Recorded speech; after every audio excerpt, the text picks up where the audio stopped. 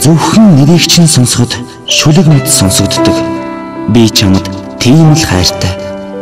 Зүүдээ манахад чи ирвэл мөнхөд сэрхийг хүсдэггүй. Би чамд тийм л хайртай. Зүн сүн муугар татхад хамгаас түрүүнд чамд зовндог. Би чамд тийм л хайртай. Зөөлөн амьсгаа чинь чихэн чүрхэхэд хорвоо мартдаг. Би чамд тийм л хайртай. Чамд дурал гэж сэтгэл намайг хөтөлсөн. Чамайг хайрл гэж хорвоо надад тушаасан. Хамгаас илүү гэж зүрхэн надад хэлсэн. Хайрлаж явъя гэж харин би өөрөө шийдсэн. Хайрын болцоо.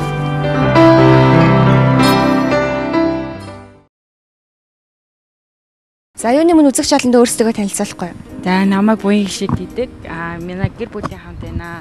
За манай намайг Очирдны гэдэг. Бид хоёр одоо Мөнхийн эдийн засгийн сургууль энэ жил 4-р курст орж байгаа. Тэгээд бид хоёр сургуультай явж байгаа л танилцаад одоо ингээд хамт амьдраад нийтдээ 3 жил болж байна.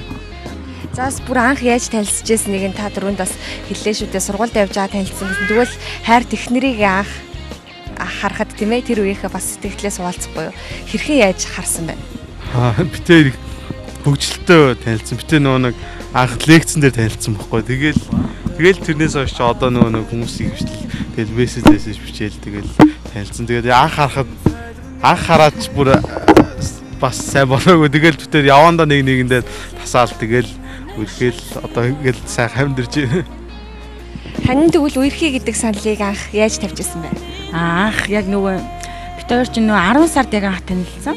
Тэгээд нэлийн одоо мессеж хийж явж байгаа яг 12 сарын 31-ний орой үерхий гэдэг санал тавиад тэгээд яг бид хоёр яг 9 оны 1 сарын 1-ээс эхэлж үерхсэн. Тэгээд одоо юм сайхан хүүхдээ алдсан байж байна. Яагаад заавал 12 сарын 31-ийг сонгосон бэ? Тэгээд мессеж бичсээр байгаа угаасаа яг цаг хугацааж яг тэгээд таараад тэгээ угаасаа яг гой өдөр тааруулаад яачвал тэгээд цаашаа гоё хоолоо гэж бодоод тэгээд 12 сарын 31-ийг сонгоод угаасааш тэгээд нөгөө нэг 10 сарын дундуур танилцсан болохоор тэгээд танилцаж явсаар бол яг юу цаг хугацаа нэг тгийж таарсан болохоор яг 12 сарын 31-нд тэгж мессеж хийэл хоёлоо үерхий гэсэн тийм саналыг тавьсан л да. Үерхэл нөхөрлийн үнц нь юунд байдаг гэж боддог вэ? Би биенийгаа итгэл тэгээд би биенийгаа хүнддэг тийм зүйлдээ тогтдог тийм. Бас ялгаагүй дээ. Ер нь бол хүн нэг нэгэндээ итгэж амьдрал цаашаа явдаг учраас бид тэр нэг нэгэндээ итгэлцэл дээр л ерөөсөө манай гэр бүлийн одоо үнэт зүйл нь итгэлцэл дээр л тогтож биднээс энэ амьдрал уршилж байгаа л да. Хайр гэж юу вэ? Хайрыг бас ямар нэг амттантай зөвлөл. Хайр бол хамгийн гоё амттан одоо хүн өөрөө одоо ямар зүйлийг хамгийн гоё гэж боддیں۔ Тэ тэр хамгийн гоё амттан тийм зүйлтэй гэж би боддог. Хайр чинь ээжийнсэн амттай хоол ч юм уу тийм юмтай яг амттантай зүрлийг үл ээжийнхээ хамгийн гоё амттай хоолтой зүрлэмээр л байна. Өөр яг нэг хүмүүс олон янзаар хэлэх байх. Би бол ер нь яг тэгж хэлж байна. Ер нь бол яг ингээд хүний сэтгэлээ гаргаж хийсэн хоол ямар байдаг шиг хайр яг ингээд нэг нэгэндээ сэтгэлээ өгдөг болохоор яг хүний сэтгэлтэй холбоотой ер нь яг хүний яг яаж гоё хоол хийсэн яг тэртэй холбоотой болохоор ээж хийсэн хоолтой ер нь хайрыг зөвлөнө. Хоёр дүүл сайхан үерхэж аваад үерхлээ амьдрал болгосон юм байна. Би бас боддог л дот хоёр шиг ийм хосууд маш олон байгаасаа гэж. Зарим хосууд маань үерхэж аваад голоосоо бие бинийгаа ойлгохгүйгаасаа болоод салчих тохиолдол байдаг. Эдгээр хосуудтай хандаж юу гэж хэлэх вэ? Ер нь тэгээд аль болох бие биендээ таламжтай тийм ээ. Хин хинээгаа зөв ойлгоод хамгийн гол нь бие биенээ хүндэтгэж харцах хэрэгтэй. Хүндэтгэлээс эхлээд бүх зүйл эхэлнэ шүү дээ тийм. Нэг нь уурлахад нөгөөх нь бас уучлалтай байх хэрэгтэй. Ер нь тэгээд хосууд бол хамгийн гол нь бие биенээ хүндэтгэх хэрэгтэй гэж би. Би тэрэн дээр бол бас яг нэг нэгнтэйгээ яг сайн ярилцаад нэг нэгнийгээ байн ойлгож ярилцдаг байгаасаа л гэж үздэг. Ярилцахгүй ингээд байгаад хаар чинь хүмүүс ингээд дотороод нэгэндээ яг юу гэж хэлэхээ мэдэхгүй. Тийм болохоор хүмүүс ингээд хоорондоо салд сарних ч юм уу айсвар нэг тийм нэг нэгнийгаа л ер нь сайн ойлгодог л байх хэрэгтэй. Тийм байж чадвал хэрвээ тэр амьдрал яг сайхан амьдрал болж чадах байх гэж бодож байна. Үерхэж байх хугацаанд тохиолдсон хөвгөлтэй, хөөртэй зүйлээс ас үзэг чолонтойгоо хуваалцахгүй юу? Нэг удаа ингээд манай охин төрөхгүйд би бас нэг хэсэг байхгүй жаад нэг жирэмсэн байхад нь байхгүй сохоо нэг хэсэг. Тэгээ ирсэн чинь нөгөө нэг би бас яг том гизтэй байхыг нэг удаан хараагүй. Тэгэл яг 9 сард ирсэн байсан чинь тэгээд нөгөө би нэг орой унтчихсэн юм аа. Тэгсэн чинь би ингээл зүүдлээсэн гэсэн. Хажууд манай ээж өглөөс ирсэн байжсэн. Би өглөө унтчихагаад зүүдлээсэн юм. Тэгсэн чинь энэ хүүхдийн гиз яагаад ийм том ингээд хатуу байдیں۔ Өдөр нь би хүүхдийн гиз хатуурсан байна гэж бодоодсон аахгүй. Тэгсэн чинь хатуурх нь муу гэдэг юм байл шүү дээ. Тэгээд хатуурх нь хатуурсан байна гээл тэгээ бодоодсон чинь өглөө ээжхийн гизийг барьснаа л энэ ингээд хүнийг унтахаар ингээд унтдсан байх те гэж зүудлээл бодоодсон гээд тэгээд нөгөө нэг хүүхдтэй болохоор их юу болт юм бэл ингээд гэрлүүгээ амар яараад хариуцлага нэмэгдээл ер нь хүүхдтэй болохоор их гоё юм байл юм. Хүүхдтэй болсноор хөгжилтэй юмуд бүр их нэмэгддэг юм бэл. Одоо яг ярихээр бас толгомдоод бас яг сайн орж ирэхгүй л байна. За хоёрын бас анхны хүүхд бурхнаас өгсөн хамгийн том бэлэг тийм ээ. Энэ хүүхдээ анх хараад хүүхдтэй олцоод төрсөн сэтгэгдлээсээ асалхгүй юу? Хүүхдтэй олцоод анх ингээд эмнэлгийн цонхоор ингээд жоохон нэг засраар хараадсан. Тэгэл хүүхдтэй олцсон гэсэн чинь нэх итгэж өгөхгүй тэгээд болцсон хэрэг айгу сонин санагддаг юм лээ. Ер нь яг тэр бүр ингээд хүүхдтэй болно гэж бодож байгаа мөртлөө яг 100% яг хүүхдтэй болно гэхээр яг ямар байд юм бол төсөөлөгдөхгүй байгаа юм чи. Тэгээд хүүхдтэй болж нэг л итгэж өгөхгүй байсан юусоо. Тэгээд анх харчаал тэгээд аавынхөө гэж яахын дөө гэж тэгээд ерөөсөө дуудаж болохгүй аюу ер нь эвгүй юм лээ хүүхдтэй болох юм амар. Тэгээд өөртөө тэгэхэд амар хариуцлагатай болд юм лээ.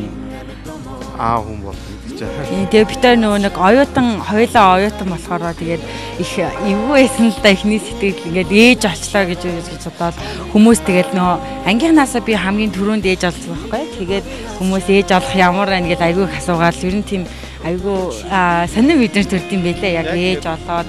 Гэтэ хамгийн түрүүнд ээжигээ айгүй сайн их боддсон байлээ яг яаж ингэж тээж төрүүлсэн гэж бодоод айгүй их боддсон байлээ. Тэгээд ээж охоо гэж хэлчихсэн айгүй ихэндээ эвгүй байт юм байлээ тийм. Яа ингээд ээж аав болчингууд тэгээ найз нар дундаа ч юм уу тэгээд хамгийн түрүүнд болчингууд тэгээд айгүй хүмүүсийн анхаарлын төвд амар оршдог.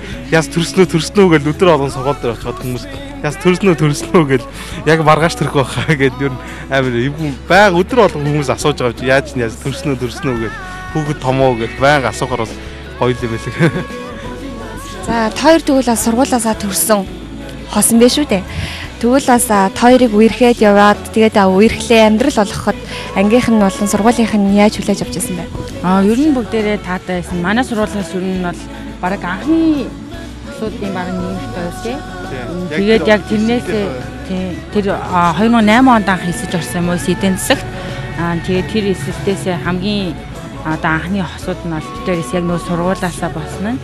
Тэгээд хүмүүс ч гэсэн энтэй үгт юм уу тэр залуу юм одоо энэ охин юм уу гэл те хоорондоо их яриад юм таатай хүлээж авч байсан. Би эндээ өгч байсан хамгийн том бэлэг би энэс авч байсан хамгийн том бэлэг юу гэлэх вэ? Хамгийн том бэлэг үү? Битээр чи үерхэд яг ингээд шинэ жил болсон. Шинэ жилийн дараа Валентин болоод яг тэр үед анх өгчсэн тэр Валентинаар өгсөн нэг жижигхэн зүрхийн хэлбэртэй шоколад гэдэг. Тэр л надад хамгийн том. Одоо хүртэл би тэр шоколад идээгүй хадгалж байгаа. За хамгийн том бэлэг юм бол миний хувьд бол анхны үнсэлтээсэн. Бид хоёр яг нөгөө нэг үерхэд хит хонцсон байлаа. Тэгээд бид нөгөө нэг катоген дээр голгож байгаа анх нөгөө нэг хамгийн анх үнсэжсэн. Тэгээд тэгэхэд хамгийн гоё санагдчихсан. Тийм. Ханыхаа юугаар нэлээд бахархдаг вэ? Ер нь бүхэл зүйлээр нь ер нь бахархдаг да. Бүхэл зүйлээр нь бахархаж явдаг. Мэдээж сайхан нэг хүн тэгээд сайн ч залуу тэгээд ер нь бүх зүйлээр нь бахархаж явдаг да. Хамгийн гол нь шудраг үнэнч хандаа маш их халамжтай тэр бүгд нь надад үнэхээр таалагддаг. Юугаар нь бахархдаг гэж юу? Зөндөө олон юмар нь бахархдаггүй их зоригтой, авьяастай. Тэгээд ер нь их бас нэг юмдаа их тууштай байдаг. Тэгээд ер нь бахархаа чанууд ер нь зөндөө яг байгаа байдалд нь ч гэсэн тэр их бахархаа штэ гэх юм уу юу гэх юм бэ бас яг тэгээд ер нь бол бүх юмар нь л бахархдаг ер нь их нэрийнхаа. Ямар аашсан таныг илүү их татсан бэ? Яг өөрийнхөө байгаагаа яг бүхэн болгонтой манай эхнэр бол яг байгаагаараа л харьцдаг болохоор надад яг тэрний илүү таалагдсан. Ер нь хүнтэй яг л шудраг харьцдаг. яг үнийн юм нүүрэн дээр нь шууд хэлчихдэг. Ер нь тийм зан чанар нь л их надад илүү таалагдсан. Яг ингээд ямар нэгэн байдлаар тийм нөгөө ялдуучлах гэх юм уу тиймэрхүү зан чанар байдаг. Яг л шудраг байдаг болохоор надад их таалагдсан. Яг үнтэй ингээд яг нүүр тулаад юус яг байгаагаараа л харьцаж чаддаг болохоор надад их таалагддаг. Өнөөдрийн оюутнуудын дунд тулгамдж байгаа асуудал гэвэл юу гэлэх вэ? Хоёроос мэдээж оюутан хүнийхээ хувьд бодож санаж явдаг зүйл их байдаг бах тийм ээ. Оюутны хувьд тулгамддаг асуудлууд гэвэл цахаас ахуулаад зөндөл байгаа. Гэхдээ яг хуу тулгамддаг асуудлын хувьд гэвэл оюутнуудын нөгөө нэг яг ингээд хичээл хийх нөхцөл нь айгүй бага. Жишээлбэл одоо ингээд гадны орнуудын оюутнуудыг гэхэд бараг ингээд нэг жижигхэн сургуулийн хажууд ихэд маш амар том хэмжээний номын санж байх гэх юм уу тийм хэмжээтэй байдаг учраас Монголын оюутнуудын хувьд сурах нөхцөлийг яг сайн хангаж чадаагүй одоо номын сан гэх юм уу одоо ингээд хүүхдүүд ороод хичээлээ хийхэд тийм газрууд их ховор байдаг учраас оюутнуудын ингээд цагаа өнгөрөх газрууд нь энэ бас сайн байж чаддгүй учраас оюутнууд маань тийм юм дээр их дутагддаг тийм юм л их хэрэгтэй тулгамдаад байгаа асуудлуудын нэг бусад юмнууд бол яг нэг зөндөө олон байгаа ч яг хамгийн том асуудал нь тэр л байгаа гэж би боддог юм байна. За та гурав бас гэр бүлийнхээ хувьд тийм ээ чөлөө цагаа ер нь хэрхэн өнгөрүүлдэг вэ? Монголын нийгэмд чөлөө цагаа өнгөрүүлэхээр газар хэр олон байна вэ? Ер нь бол аль болохоор бид гурав гадуур гарч те гэр бүлээр цаг зарцуулж боддог л доо. Тэгээд ихэвчлэн одоо энэ сайхан 100 байсан болохоор бид гурав парк дээр ер нь хийсдэг. Тэгээд ер нь хөдөө гадаа ер нь бас явсан.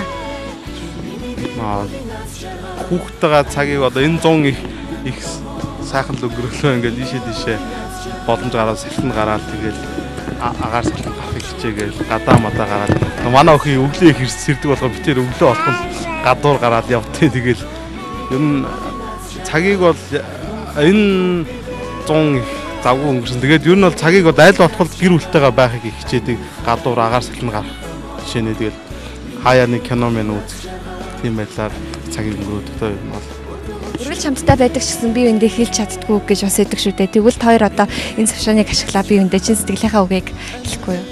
За яг нөгөө нэг хайртай гэдэг хүн нөгөө нэг хизний хайртай ч гэсэн яг ингээд шууд хэлж чаддгүй юм байдаг те.